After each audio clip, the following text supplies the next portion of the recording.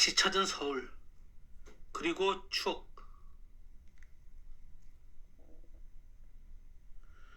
90년대 중순쯤이었던가 기억이 가물된다. 독일 유학 생활을 접고 사업을 해볼까 하여 국내에 몇 달 체류할 때였다. 아직 지상에 있었던 남영동 전철역에서 나는 서울역으로 향하는 전철을 기다리고 있었다. 나에게 갑자기 말을 걸던 한 나이든 신사분이 기억난다. 날렵한 몸매와 옅은 회색 티에 검은 바지를 입은 말쑥한 차림새가 완연하게 지식인 냄새를 풍기는 분이었다. 그때 나는 등 뒤 어깨에서 한 뼘이나 내려오는 긴 꽁지머리 포니 스타일이어서 90년대 우리에게는 낯선, 국내 어디를 가더라도 눈에 띄는 특이한 모습이었다. 게다가 한여름에 넥타이까지 맨 긴팔 정장을 하고 있었으니 좀 특이하긴 했을 터였다. 처음 외국에 나가서 장기 치료를 하게 되면 대부분 국내에서는 못하는, 그러나 외국에서는 가능한 그런 일탈 한 가지 정도는 하고 싶어진다. 내가 택한 것은 국내에서 당시에는 극소수 음악가들이나 하던 긴 머리를 뒤로 묶는, 돈을 들이지 않고도 매우 간편한 꽁지머리였다. 나는 눈매가 조조처럼 가늘면서 유난히 검은 머리에 숱이 많았다. 그렇기 때문에 독일 베를린 대학가에서도 눈에 띄는 노란 피부에 전형적인 동양인 특징을 보이는 아시아인이었다. 여기 아무 생각 없이 서 있던 나에게 다가선 신사가 갑자기 물어보는 내용이 특이했다. 아마 나를 해외 교포쯤으로 여기신 듯 했다. 혹시 좀 알고는 계신가요? 진보가 뭐지요? 보수는 또 뭡니까? 보수가 과거와 현재라면 진보는 미래를 바라보는 것이 맞을 텐데 왜 하필 좌익이 진보입니까? 신사는 연달아 연발총처럼 말을 쏟아내더니 갑자기 쓰게 웃으며 머리를 저었다. 요즘은 내가 알던 세상이 아닌 것 같아서요. 글쎄요, 다수를 지향하는 게 좌익이고 소수 엘리트들이 세상을 대표하고 이끌어간다는 게 우익이라면 어쨌든 민주주의에 더 가까운 건 좌익이네요. 그래서 진보라고 하는 게 아닐까요? 그리고 좌우라는 건 그 정의가 시대와 장소에 따라 달라집니다. 옛날 구소련에서는 좌익이 보수였죠. 그분도 딱히 뭘 기대한 건 아니었는지 잠시 머리를 부여잡더니 혼란스러운 표정으로 빈 벤치에 주저앉았다.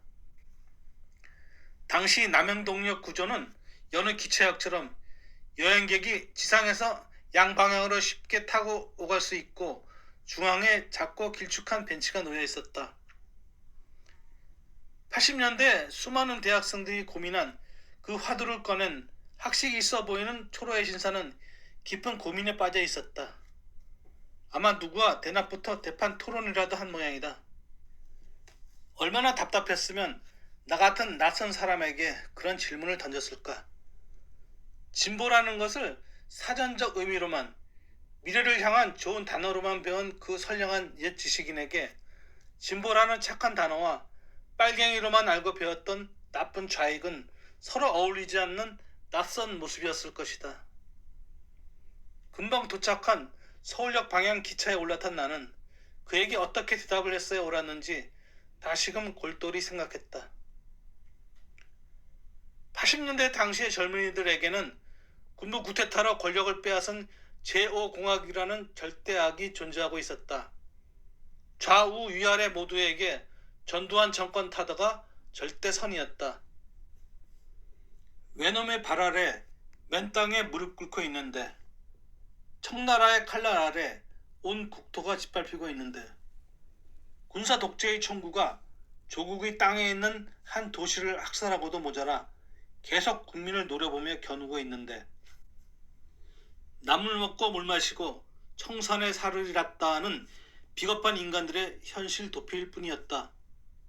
세상 모르고 살았던 게 아니라 세상을 외면하고 살았던 것 뿐이었다.